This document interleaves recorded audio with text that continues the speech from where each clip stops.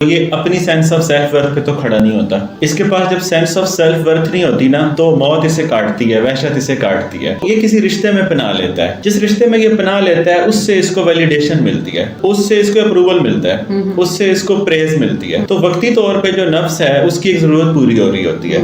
और जो इसके अपने अंदर था ना, अपनी कम अहमियती का एहसास या लो सेल्फ स्टीम वाला इंफीरियरिटी कॉम्प्लेक्स में भी चला जाएगा, तो वो जल्दी चला जाता है, वो जरा सी तनकीद पे टूटता है। मुआशरा बेरहम हुआ करता है। घर में भी अनकॉन्शियसली सबकॉन्शियसली पेरेंट्स के ट्रीटमेंट में ऐसी चीजें हैं जो इंसान को तोड़ रही होती हैं। वो टूट रहा है और वो बहुत टूटी हुई सेल्फ स्टीम के साथ बाहर आता है। उसे तवज्जो मिलने लगती है, उसे तारीफ मिलने लगती है, उसे इज्जत मिलने लगती है। इमोशनल गैप पहले ही होता है, वो उस पर डिपेंडेंट हो जाता है, चूंकि वो उसको एहसास दिलाया जा रहा होता है कि तुम अहम हो। जब आपकी सेल्फ स्टीम आपके अंदर में खड़ी नहीं होगी तो फिर तारीफ आपको हाईजैक करेगी, फिर तनकीद आपको तोड़ेगी, फिर आप तारीफ के एडिक्टेड होने के चांस हैं।